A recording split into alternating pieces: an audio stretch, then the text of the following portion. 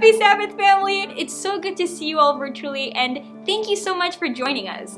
If you are a first or second time viewer, I ask that you please hop on over to bolingbrook.church, where there's a connection card that you can fill out. We ask that you fill it out so we can know a little bit more about you and connect with you, and also know about your faith journey and how we can be a part of it and help you. Also, if you have children between the ages of 0 and 11, we have a special program just for them called Disciple Town Kids, where you can view either on YouTube or Facebook. Make sure you like, comment, and subscribe, and share as well, because we want to have a community going. After all, we want to connect and be together. There's new content every week for them, so they can always learn something and strengthen their own relationship with God. The beauty of Sabbath, the end of the week, is a time where we can hit pause on the daily toll of life and enjoy God's presence. A time where His presence is a way for us to rest and have peace in our life. And so, family, I invite you all to worship with us in this experience. And welcome to the Bolingbrook Church.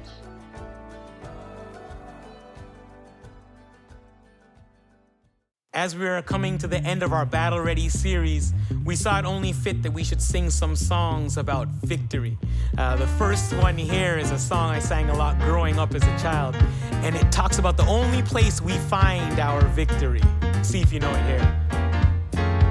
In the name of Jesus, in the name of Jesus, we have the victory. In the name of Jesus, in the name of Jesus, Satan will have to flee. Oh, tell me who can stand before us when we call on that great name. It's Jesus, Jesus, precious Jesus. We have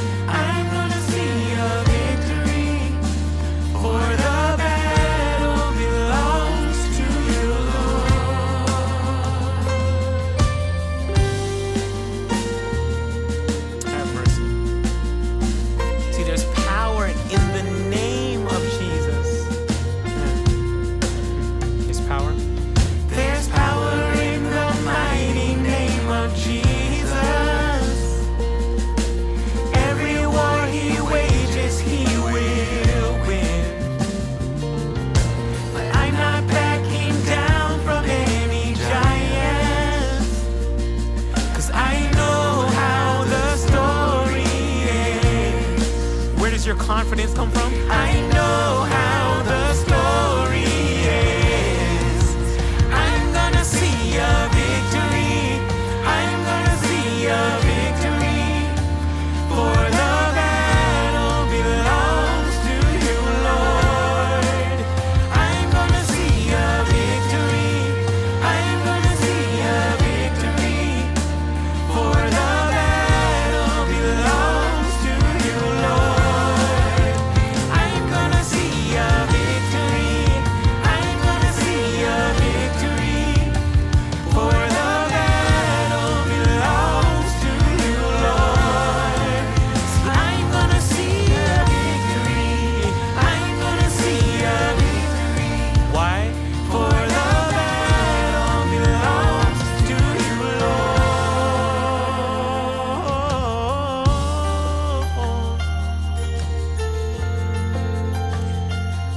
If you can leave with nothing else, please leave with the idea that you do not have to fight this on your own.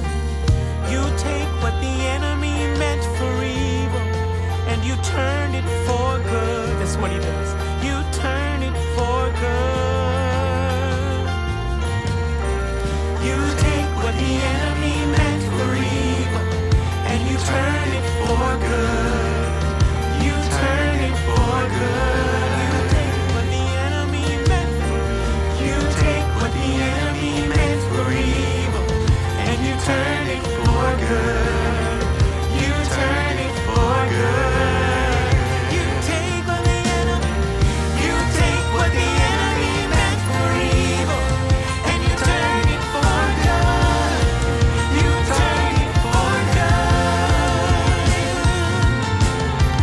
You take what the enemy meant for evil and you turn it for good. You turn it for good. 'Cause I'm gonna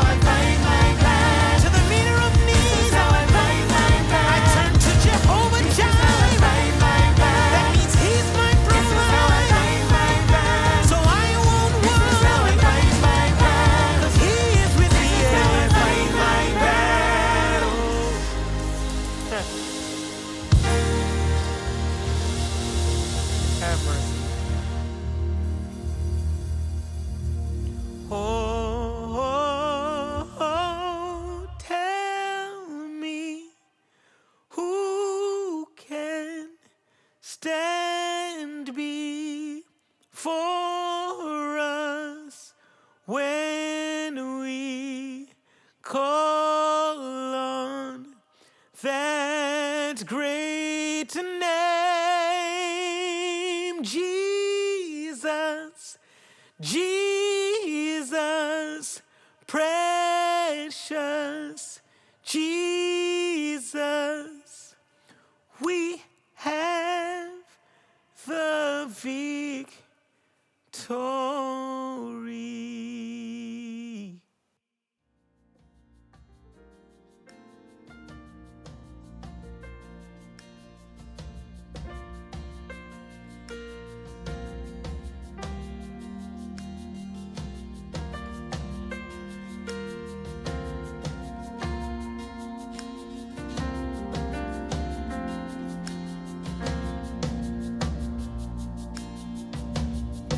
It is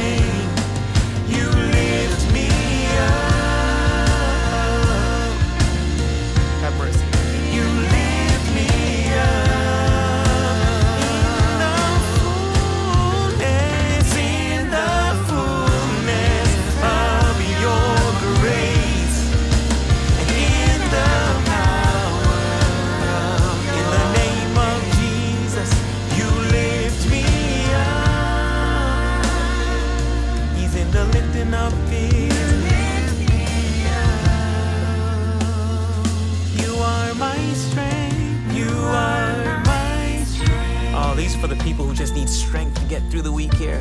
Strength like no other. For those of you who need strength to get through what you're going through, that strength, it's reaching to you now. It reaches to me. And for those who are looking for hope, you are my hope. Hope like no other. Oh, we have this hope. Hope like no other. And even that hope, it's reaching to you. Reaches.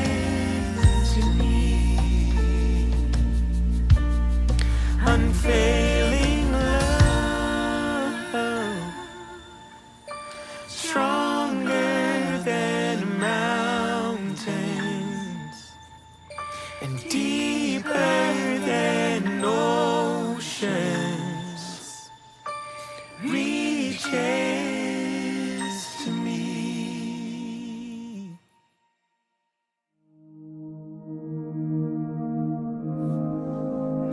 Good morning and happy Sabbath, everyone. You all have those weeks sometimes where there's a song that you just can't get out of your head. And for me, in this midst of this crazy, turbulent week, it's been one of our favorite songs that we sing here at Bolingbrook. It's All My Life You Have Been Faithful. And all my life you've been so, so good.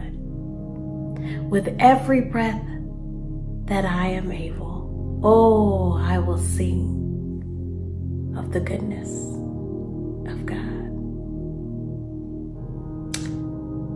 God has been so faithful. And I'm just so grateful that He loves us so much. I get so emotional when I hear that song. And today I just want to ask that the Holy Spirit be with us today, because He loves us so much and He's been so faithful. And I just want Him to come and transform our lives today, that we will hear something and experience something, hear His voice, know that He has a calling on our lives, and walk out and not be the same. Let us pray. Father God, we thank You so much for being so faithful. Even when we don't deserve it, even when we feel so far away from You, Lord, You love us so much that You have never left our side. And we say thank You, Father God. There's someone here today that's hearing this prayer, Lord, that is begging to hear from You. They want to hear Your voice. They want to feel that You are near. They want to know that You care. Right now at this moment, Father God, I ask You, please reveal Yourself to them. Lord, we just want to say thank You, because some of us had some turbulent weeks or turbulent days this week, and even in the midst of the storm, You let us know that You hadn't forgotten and that You're right there with us by our side. And Lord, I'm thankful. When I think about how many times You've protected me on the road, when I think about how my delays in whether it's arriving to my destination, there's traffic, and how I see that You've saved me on the roads, and when I see that when I wanted to do something and I couldn't do it, but I see how I was able to come in contact with someone because of this delay and able to share the goodness of Your love with someone, Lord, I want to say thank You, because nothing just happens by chance, but everything is ordained. And Lord, we just want to say thank You. Even in the midst of our sickness, we can praise You. And that is such a great testimony, because people ask the question, well, how can you praise in the midst of all of your chaos? And that is what keeps us going, is because we know that You care and that You are faithful and that You will not leave us alone. And this journey is not one for us by ourselves, but it's because You are with us. And Lord, we're just so thankful for that. Lord, You've been so, so good. And I want to say thank You. Thank you for being an amazing, amazing God. Today I ask you to just show up. May we walk out today, wherever we may be after hearing this word, may we be changed. And Lord, I just want to thank you for being amazing, for loving us. You would have come and died on the cross just for us. And I want to say thank you. Be with us now. Be with the speaker, Lord. May your spirit fall on the pastor. And may we be blessed. In your holy name we pray. Amen.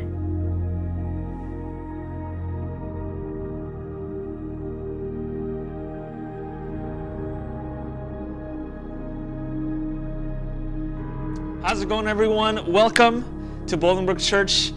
Thank you all for joining us. If you are tuning in for the first time, make sure you watch the rest of this series, Battle Ready, because this is the last sermon in that series. And we wanted to start off the year with this series because we understand something, that the battles that we saw last year aren't just going to magically stop.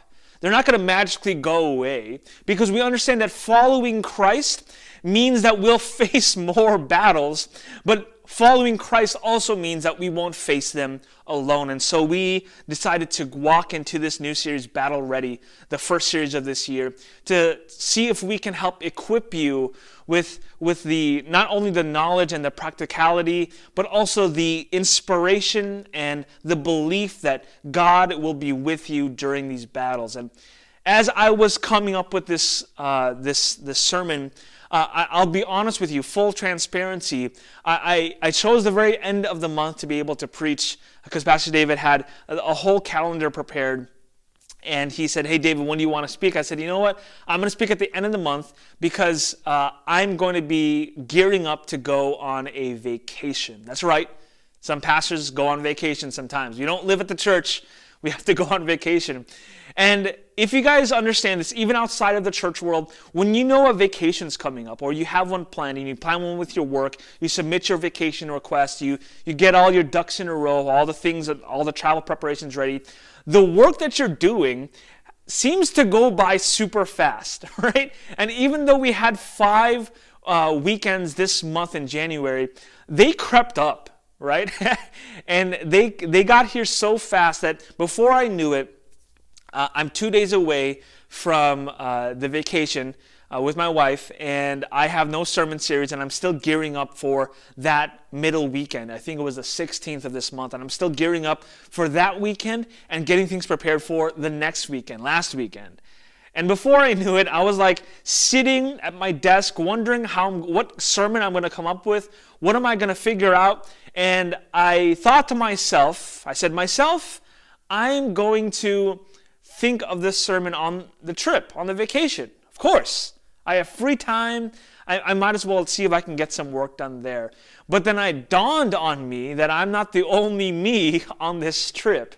And so before I even mentioned this to my wife, I said to myself, I'm going to be present to the person that God has given me. And so I told myself that I'm not going to try to do any work on this trip. I'm not even going to try to figure out a sermon series. I'm just going to try to be present to the person that God has given me. And let me tell you, when you practice presence to the thing that God has called you to, make sure you understand this. When you practice presence, not only just being there, but being present, when you practice presence with the thing that God has promised you, God will be present to you. So that's what I led with. I led with that understanding that if I am present with my wife on this much needed vacation, God will be present to me. I don't know how he's going to do it. I don't know what he's going to come into my head with, but he's going to figure something out. All I have to do is be present to what God has given me. And so we go on this trip, and we don't go to anywhere tropical. If you follow me on social media, you know that we went to Colorado. Yes, a snowy, cold state at this time. because we know what it's like to live in a tropical area. Nikki's from Orlando. We've visited there many times. But we were like, you know what? Let's go somewhere different. Let's go somewhere cold. And so we went to Vail, Colorado, and we got an Airbnb in Edwards, which is not too far away. We went all the way up to Steamboat to the hot springs. We went to Vail to see this the town, the ski areas. We didn't ski because I'm not a snow kind of guy. I don't like the kind of snow sports that a lot of people are into, like skiing and snowboarding. I'd rather not fall down a mountain for half an hour to an hour. I'd rather not do that. Instead, one of my favorite things that I love to do, that I've always wanted to do, was hike up a mountain, or at least a really big hill. Because here in Illinois, we don't have any of that. It's relatively flat. We kind of have some trails, but they're always just straight on flat ground. We have Starved Rock, but that's a little more elevation, but not too much. And so I dragged Nikki into wanting to take these hikes with me. And so the cool thing was, right by our Airbnb, the host that we were there with, who lived in a duplex across the way, she told us about the hiking trails. And so we would drive our cars, and we would drive up this mountain, or at least it was a mountain, all right? I'm going to say that. I mean, it was a mountain. So we drive up, we ditch our car at this parking lot, and then there's this trail that they say goes about 6 to 7 miles. Now, I want to say that I went all 6 miles, but Nikki is very convinced that I only did maybe a mile, maybe. Up to debate. I'm not here to argue that. We went up as far as we could go. And so as we're walking, and I'm making sure that I'm present with my wife, and we're snapping pictures of the landscape, and it's beautiful and it's quiet. That's the amazing thing, is how quiet it was. And we don't realize, I know this is a segue, but we don't realize how much noise we're actually putting in on a daily basis. Something's always turning on, alerting us, notifying us. Being up there with no cell service and it just being quiet was beautiful. And as we're walking, I'm praying to God, and I'm saying, Lord, just figure something out with this sermon. And as I'm walking, I'm thinking about all the different ways I can go, all the different battles I can choose from the Old Testament, all the different victories and wars. And I can also talk about how in the Garden of Gethsemane, how Peter went to a battle and he chopped off a Roman official's ear. I could talk about spiritual battles in the wilderness with Jesus and the devil. And then as I'm walking, I see on the side of the cliff, there is some fallen land that looks to be like land shifted, and it fell down and it uncovered a lot of old dirt. And in this old dirt that's mixed with the snow, I see something that's very interesting to that area. Very surprising for where you are, because I thought we had left the beach behind, but in the soil on this mountain were these tiny shells. These tiny shells that looked really old. And there were hundreds of them in just a small patch of dirt. And it dawned on me that at one point in time in history, this mountain was filled with water. This mountain was submerged in water. This was not just a mountain in history. This was a sea in history. This land was covered. It was flooded by water. And it dawned on me what God was asking me to speak about. The flood. And I said, wait, hold on, God, wait. There's no battle there. There's no swords. There's no fighting. There's no chariots. There's no triumphant raising in victory. There's no wrestling. There's no blood. There's no guts. Why did you choose the flood for me? And God made it clear to me that there's something more about the flood that I need to look at. Something that is being built in the flood. Because we always see the flood as that story. The flood was something that God sent. But I think that God is wanting me and us to focus on not what is sent to us, but what He is building for us. I think we spend too much time thinking too much about what is coming to us instead of what God is asking us to build for us right now. And so before I go into the Word, I want to pray with you all and we'll open up our Bibles to Genesis chapter 6. Let's pray together. Father, as we open up your word today, I pray that you speak to us, that you open up the text and let us see something that we have never seen before. I pray, Father, that everyone that is hearing the sound of my voice hears yours today. Wherever we are, whatever couch we're sitting on, desk we're at, road that we're traveling on, whether we're listening or watching, engaging in a chat or not, Lord, I pray that your word becomes clear today. Speak through me now, Father, and speak to your people. In Jesus' name we pray. And everyone said, amen. So Genesis chapter 6, I'll be jumping around, starting from verse 5. I'll be jumping around just so I can help concise due to some time constraints, of course. But I'm going to see if I could get as much as I can. So join with me in Genesis chapter 6, starting in verse 5. It reads this. The Lord saw how great man's wickedness on the earth had become, and that every inclination of the thoughts of his heart was only evil all the time. Verse 6, the Lord was grieved that he had made man on the earth, and his heart was filled with pain. Now, the word grieved here is not that God felt like he made a mistake. It wasn't that he felt like he did something wrong when he made human beings. It was the fact that he saw the sins of man, and he realized that, or maybe not realized, but he understood now that the risk of giving humanity freedom came at a great cost. That seeing what they do to each other. We see this now. We saw this in the beginning of the year. We saw this throughout all of last year. Man's hearts are at each other. They're against each other. There's wars breaking out. There's evil being done. There's all these things that are happening around us, and God is looking at it, and he knows that that is their free will at work, and that hurts. I don't have kids, but I understand what parents go through when you see your kid heading towards destruction or heading towards harm, and you feel helpless to do anything. God saw the sin that was separating them and God, and it pained him. And this is what he says. The Lord said, I will wipe mankind, verse 7, whom I have created from the face of the earth. Verse 9. This is the account of Noah and his family. Noah was a righteous man, blameless among the people of his time, and he walked with God. I want you to notice something. Hang on to these little tidbits. It says that this is the account of Noah and his family. I want you guys to hold on to that, because don't make the mistake of thinking that Noah was the only one in this story.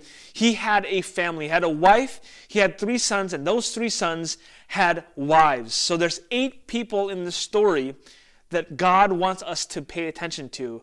But sometimes we only pay attention to Noah. We'll keep reading. Verse 11, now the earth was corrupt in God's sight, and it was full of violence. God saw how corrupt the earth had become, for all the people on earth had corrupted their ways. So God said to Noah, I'm going to put an end to all people. It's amazing. Because whenever God says that there's going to be an end, he doesn't leave an end without a new beginning. There's someone watching right now that is come to their end, who has felt that they have come to their end, who has felt that all of their efforts, all of their work is coming to nothing. I'm here to tell you today that when God puts an end to something, he'll bring a beginning to something else in your life. I know that right now you might feel like you are at your ends, but at the end of you is the beginning of God's mercy and grace, and he has a new beginning for you. God says, behold, I am doing something new, but something new doesn't come unless there's something that's going to end. And so he says to Noah, I'm going to put an end to all people. For the earth is filled with violence because of them. I am surely going to destroy both them and the earth. Verse 14, so make yourself an ark of cypress wood, make rooms in it, and coat it with pitch inside and out. And then God goes through the different specifications of how the boat will look or what will be inside it. And listen to what he says. So make yourself an ark of cypress wood, make rooms in it and coat it with pitch inside and out. Verse 15, this is how you are to build it. The ark is to be 450 feet long, 75 feet wide, 45 feet high. Make a roof on it and finish it, the ark within 18 inches of the top. Put a door on the side of the ark and make lower, middle, and upper decks. This was a massive ship. See, God will always start to bring you into bigger places when he puts an end to things in your past. I want you guys to understand the progression of where Noah is right now. Right now he's with his family. Then he says to build an ark, and it's a huge ark. And God is going to start to put an end to things in order to bring about new beginnings. And this is what he says, verse 17, the verse that tells the whole story that we know of. I'm going to bring a flood on the earth and destroy all life under the heavens. Now, I don't want to make this into a ontological debate or philosophical debate about why did God send the flood. But I want you to understand something about this story. God doesn't negotiate the flood. He doesn't say, I'm going to think of something else to do. I'm going to bring a flood. The flood is coming. Now, I used to hear talk leading up to this year that 2021 will be better than 2020. Well, guess what? I don't believe it. I don't believe any of that, actually. I don't believe that 2021 is going to be this magical year where things get better. I don't think that God is building a better 2021. I think that God is building a better you. Woo! I don't think that God is trying to make this year magically better. I think he's going to try to work to make you better. Because I was thinking in my head, what kind of world do I want? Do I want a world where there's no floods? Or do I want a world where God gives me the ability to build something that outlasts the floods? This is preaching right now. God understands that. Jesus says it. He says, in this world you will have trouble, but don't be afraid. Take courage because I have overcome the world. God says you can't negotiate the flood. You can't negotiate what 2021 will bring you.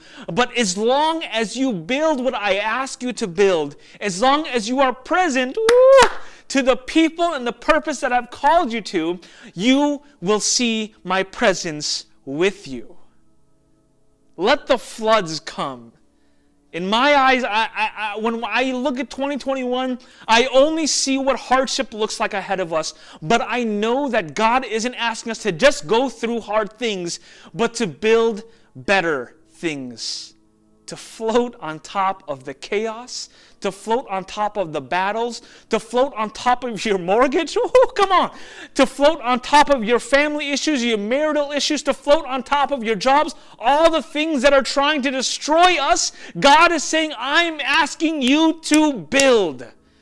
Because in the process of you building, God is building you. Come on, somebody.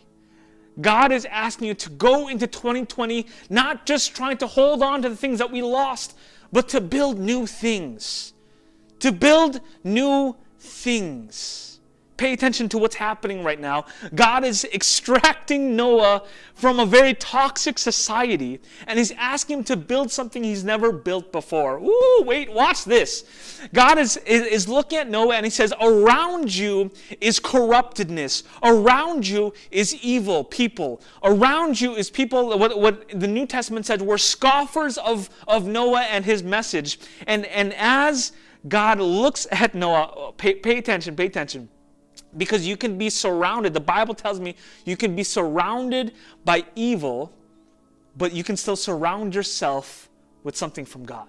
Watch this. Because Shadrach, Meshach, and Abednego were surrounded by Babylon, but also surrounded themselves with each other, a God-centered community. You can still be surrounded by lions like Daniel in his den, but still be surrounded by the saving grace of God.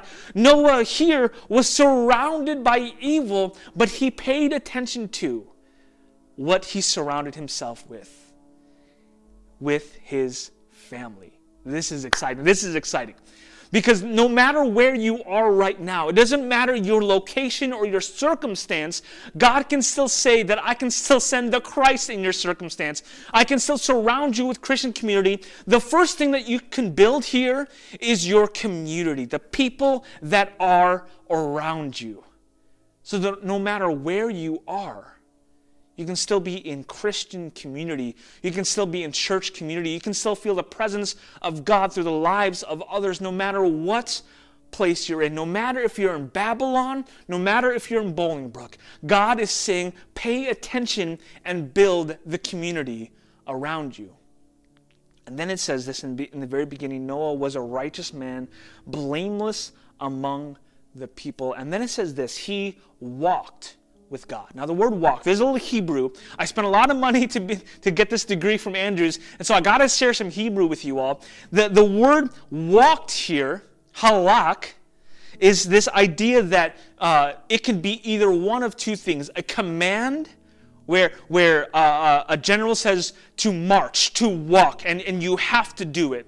But here it's used instead as an agreement, where Noah says, I agree to walk with God. Because an agreement means it was mutual. That there was a request, there was a calling out, and then there was a response by Noah. I want to let you guys know right now that the beginning of 2021, the end of January, God is calling out to you and saying, walk with me. And he's waiting for a response. If you have felt that calling from God to walk with me, he's asking for a response. And for Noah, when he was surrounded by evil, surrounded by corruptedness, this was a week where we saw corruptness in this world, in the stock market. We saw corruptedness all around us. But Noah says, no matter how corrupt I am surrounded by, I will still walk with God. So he started to build a couple things. Building the community around him, being surrounded by his family, keeping his family close, but also keeping God closer. Walking with God. He's building something new. Even before the storm he was building. Oh, come on. Even before the floods came, Noah was building. Even before he was called to get the ark done, Noah was building. He was building his relationship with God, and he was building his relationship with his family. Back then, that was his church. He was their pastor, and he was building their relationship with him and making sure that they had connection to each other. And maybe that's why God called him. Maybe that's why God, and I'm saying this to whoever might hear it, that God might want to take you out of toxic areas. He might try to exfil you from toxic areas because those toxic areas weren't building you. And he may be asking you to build something that you've never built before because he's trying to build you into the person that has never been built before. I hope you understood that. I'll say it again. Maybe God is asking you to build something that you've never built before so that he can build you into the person that has never been built before. Noah was called to make this ark. He has never seen an ark before. He never saw what this will look like, but he knew that if he built this with faith, if he was present to the purpose that God has given him, God will be present to him. Let's keep reading. Verse 22, Noah did everything just as God commanded him. The Lord said to Noah, go into the ark, you and your whole family, because I have found you righteous in this generation. I think that God might be looking for the righteous in the generation of our time, who are saying that you are the ones that are standing out from the crowd. No, when the world tells you to do this and do that, to vote this way, vote that way, to put your money here in these stocks and these bonds, to do this and this and this, he's looking for the people that says, God, what are you telling me to do? The righteous people of God aren't perfect people, but are people that are willing to walk the walk of faith alongside with Jesus. He says that I have found you doing that amidst your generation. We'll keep reading. Verse 2. take with you 7 of every clean animal. Pay attention to this, please. This is so, I'm going to come back to it. Pay attention. Verse 2, take with you 7 of every clean animal, male and its mate, and 2 of every unclean animal, male and its mate, and also 7 of every kind of bird, male and female, and keep their various kinds alive throughout the earth. I want you to notice.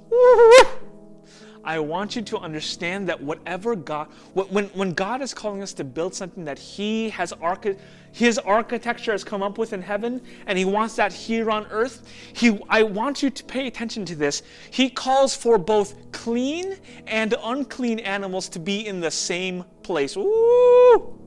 Because He wants us to it's a foreshadow, because when Peter was in a vision with God, and God laid out all of these animals for Peter to eat, He says, eat, go ahead. And Peter says, no, God, I have never mixed unclean with clean. I have never defiled myself. And God says, don't call what is clean, what I deem clean, unclean. That was a shout to Peter to say, the gospel of God, the saving grace of God extends to all types of people. Not just Jews, the clean people. Not just Adventists, the clean people. Not just these people, but also the unclean people. The people that you never thought would be in the ark being saved. Ooh, maybe God is He told Moses here, you know what He told him? He said to create spaces for the people and the things that I have deemed saving worthy of saving, because my hand is not too short to reach. He says in your life right now, you might feel that you are intermixing, but I want to let you know the church of God is not perfect. It's filled with a lot of different people, and when you stuff them into an ark, it might get smelly. It might be messy. And the thing is that Noah might even have been contributing to the smell. We just came from a year where we were stuck in our houses, in our own little arks, and you might have passed by your family member and said, whoa, when did you take a shower? When was the last time that you changed your clothes? They were on this ark. It rained for 40 days and 40 nights, so 40 days total. And then 150 days they were just floating. No rain, but they were just floating there. And they were filled with animals from below them, above them, beneath them, with them. They were with each other. They didn't have showers. They didn't have running water. I don't want you guys to get it twisted. This wasn't a Titanic. This wasn't a cruise ship. This was an ark with a bunch of different animals for 40 days of rain, 150 days of float, and then another stint of 100 days where they're waiting for dry land. They're mixing together, because honestly, if it were up to us, if it were up to me, we would build a canoe for just us and a few of our people. But God's vision of salvation in 2021 is much bigger than a canoe.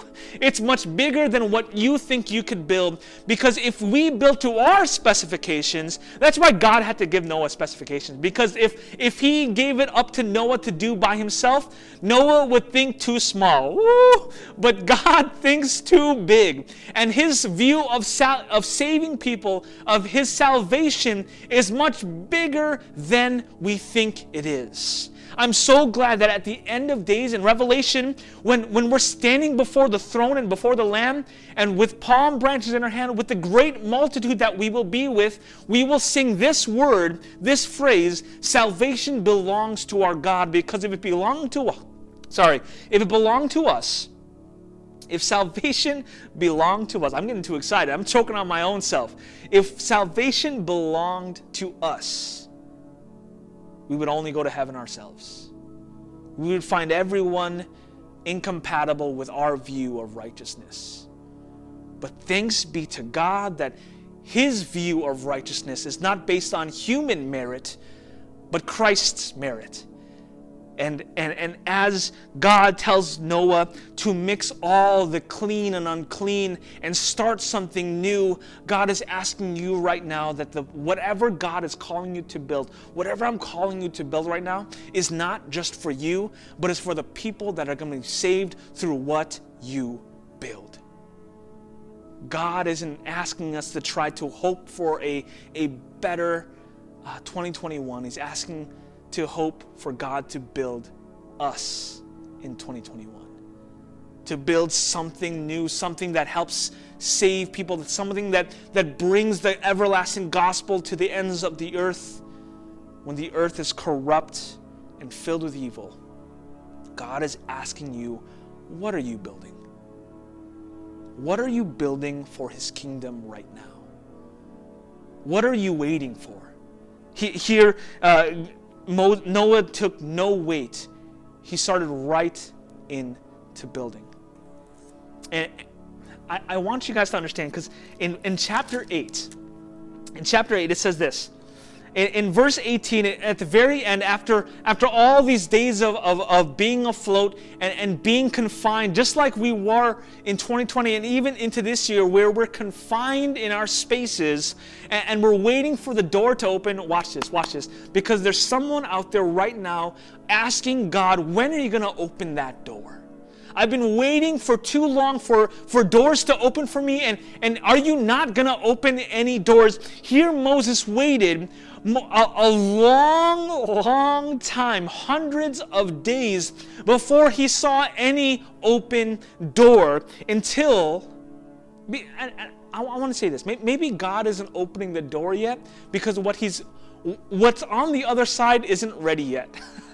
Maybe what He's building for you in the future is not ready for you right now in the present. And He's asking you to wait. He's asking you to wait on when He says that things will be ready for you.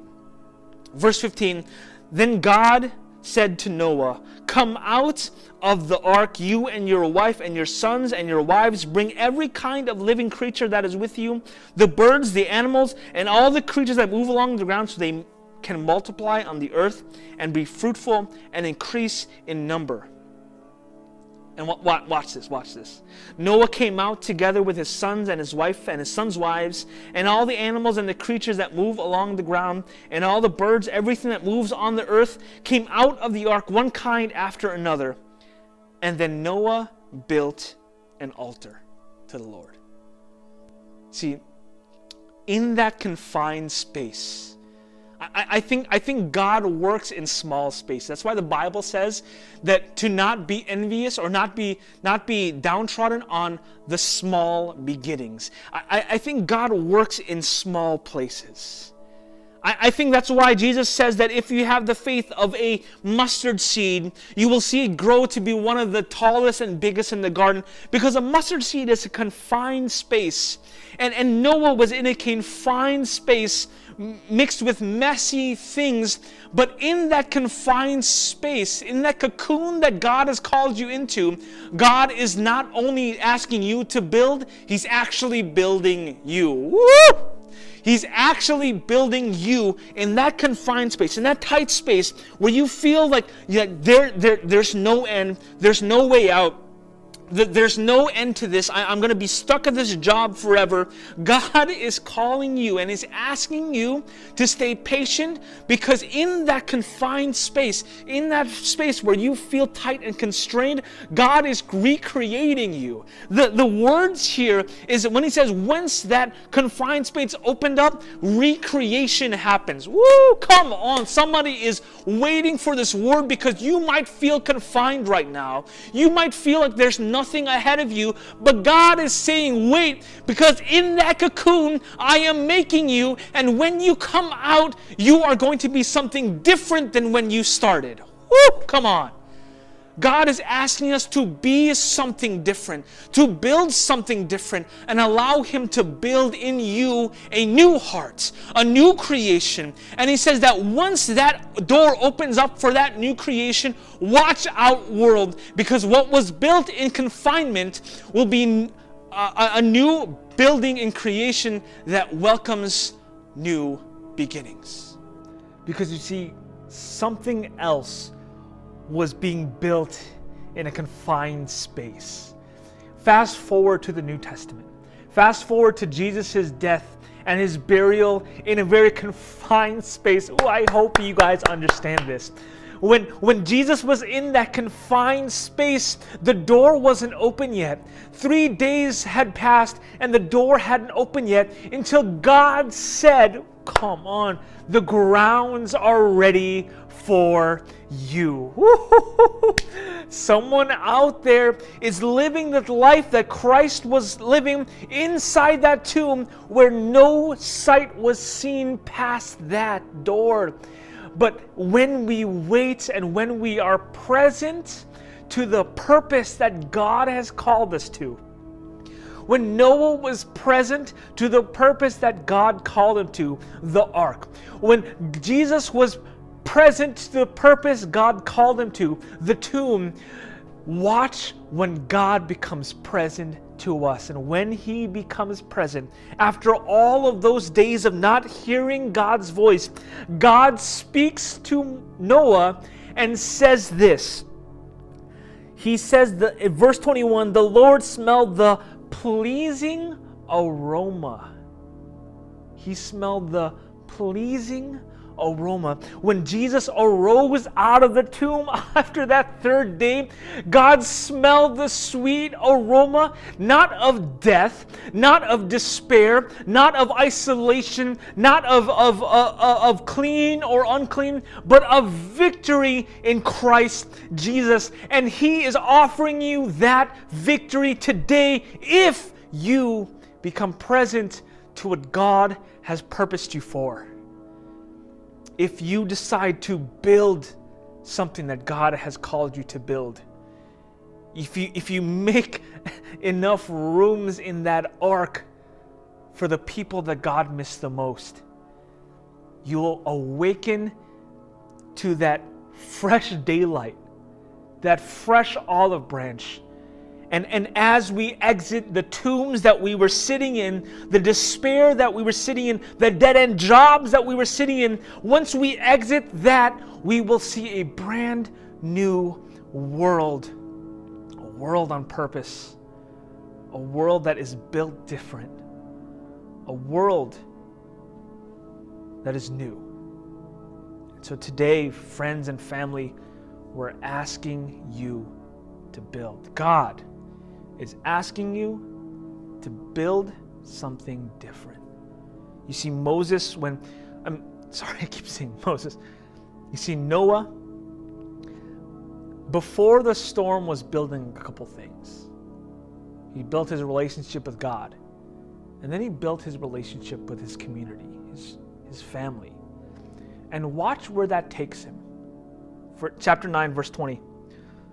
Noah, a man of soil, proceeded to plant a vineyard. When he drank some of its wine, he became drunk and laid uncovered inside his tent. Ham, the father of Canaan, saw his father's nakedness and told his 2 brothers outside. But Shem and Japheth took a garment, laid it across their shoulders, and they walked in backwards and covered their father's nakedness. Their faces were turned the other way so they would not see their father's nakedness. What Noah was building, even before the storm, even before the ark, was the thing that saved him from his shame. I'll say that again. What we decide to build before the struggles come could be the thing that saves us from our shame. You know what that's called? That's called grace. That's called mercy. It's amazing that the same shame is echoed in the future when Jesus takes the blame for all of us and says that even though that they are righteous, Noah was a righteous man, Jesus says that I will come in and I will cover their shame. You see, what you create during crisis could be a view to someone else about who Christ is. Because what you build could be the thing that covers shame of people. that covers the vulnerability of people, that says this is a safe space for you no matter what you've done, because that's the kind of God that we serve, a God of mercy, a God that builds places for broken people and says, come to me, all who are weak and weary. And just like the ark that had many rooms, Jesus says, in my Father's house, there are many rooms for you, the people that I've missed the most. Build family. Build something for God's kingdom. Build something for God's kingdom that expands it, that has a view of God's salvation, that has rooms for many people. And in that building and in that time of new beginnings, God is building and making you new. There's battles ahead of us, family. There's troubles ahead of us. But what we build now could be our saving grace for the future. So go out and build.